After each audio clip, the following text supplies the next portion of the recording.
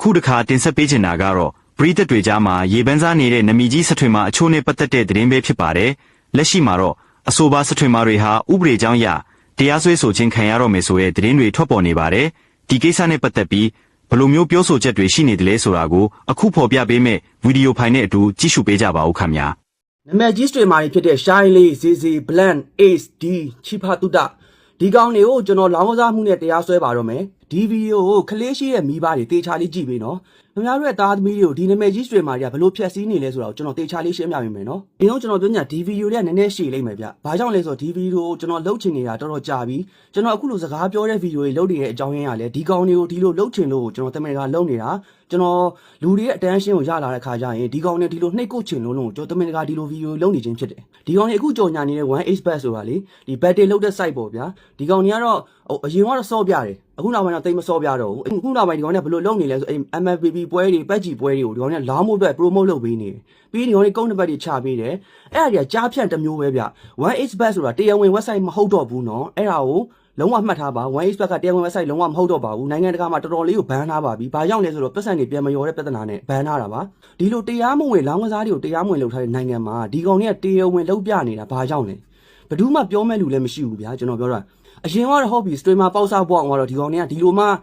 မယူရင် monetization မရလို့ငတ်ပါတော့မယ်ဆိုပြီးတော့ဒီကောင်တွေယူခဲ့တာထားလိုက်တော့အခုအချိန်မှာဒီကောင်တွေချမ်းသာနေပြီဗျာကျွန်တော်ပြောတာဒီကောင်တွေဘာကြောင့်ဒီဟာတွေကိုဆက်ယူနေသေးရလဲဆိုတော့ဒီကောင်တွေအဲ့ရတဲ့ပတ်စံကိုအရင်မှတ်တယ်သိလားဒီကောင်တွေ monetization ရတဲ့ပတ်စံဆိုတာနည်းနည်းလေးဗျာဘာမှရတာမဟုတ်ဘူးဒီကောင်တွေအထူးကဝင်အခန်းအဲ့လောင်းကစားတွေစီကနေရတာပြီးတော့အခုနောက်ပိုင်း MLBB မှာဆိုလက်ရှိ ZZ တို့ Bland တို့ Ace တို့ D တို့ဒီကောင်တွေကိုကြည့်လိုက်ရင်ဒီကောင်တွေ live stream တွေတွားကြည့်လိုက်အများလောင်းကစားနဲ့ပတ်သက်တာအများနဲ့ပြောနေတာနော် tip တွေပေးရတာနဲ့ဘလို့လောင်းရမှာဘလို့လုပ်ရမှာပြောနေတာဗျာကျွန်တော်ပြောပြမယ်လောင်းကစားတွေအလုံးလုံးပုံအားလုံးကျွန်တော်တေချာလေးပြောပြမယ်တေချာလေးနားထောင်ပြီကျွန်တော်တို့ဒီမှာ Premier League လို့ Serie A လို့တောင်မှဒီလိုလုပ်ပွဲတွေဆိုတာရှိတယ်ဗျာဒီလိုလက်နဲ့ချောင်းနဲ့ဆော့တဲ့ဒီတရုတ်ကထုတ်ထားတဲ့ application တွေက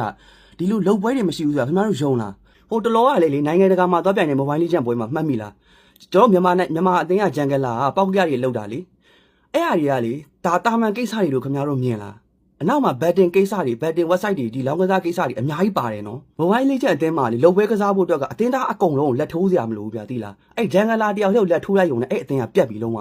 1X bet မှာဒီ mobile legend လို့ e-sport တွေပဲခင်ဗျားတို့စော့လို့ရတယ်လို့ထင်လားသူတို့စီမှာအကုန်လုံးရှိတယ်ဗျာ slot တွေကျွဲ game ဘာgame ညာ game အကုန်ရှိတယ်သူတို့ကဒီ MLBB တို့ patch တို့ဆိုတာ for show ပဲဒီလူငယ်တွေကိုဒီ application ကိုလာသုံးအောင်လို့စွဲဆောင်နေတာအဲ့ဒါခင်ဗျားတို့ကန်ကောင်းပြီးတော့ဒီ MLBB ပွဲတွေမှာနိုင်ခဲ့တယ်ဆိုရင်တော့သူတို့အဲ့ slot တွေမှာပြန်ကုန်အောင်လုပ်ပြီးသားနော်ဘယ်ကောင်းမှလည်းစိတ်ကငါကတော့ဒီ MLB တမျိုးပဲလောင်းမှာဆိုတာဘယ်သူမှမရှိဘူးပြီးအချိန်တန်ရင်အမှ slot တော့စော့ကြတဲ့ကောင်တွေကြီးပဲအဲ့လိုမျိုးတွေစော့ရင်ဒီ streamer ဆိုတဲ့ကောင်တွေကဒီကောင်တွေ percentage ရတယ်ဗျာဒီကောင်တွေချပြီးတဲ့ကုတ်နံပါတ်နဲ့အကောက်ဖွင့်ထားတဲ့လူတွေကပတ်စံဘလောက်တုံးဒီကောင်တွေ percentage ရတာအခုငါမင်းတို့အားလုံးနာမည်ပြောသွားတယ်နော် Shine လေးချီဖာတူတာ ZZ Bland Ace D မင်းတို့ဒါမင်းတို့ပဲရှိသေးတယ်ကြံတဲ့ကောင်တွေလည်းကြံသေးတယ်ကနောက်ဗီဒီယိုတွေမှာထပ်ပြောမင်းတို့ငါအချိန်တစ်ပတ်ပေးမယ်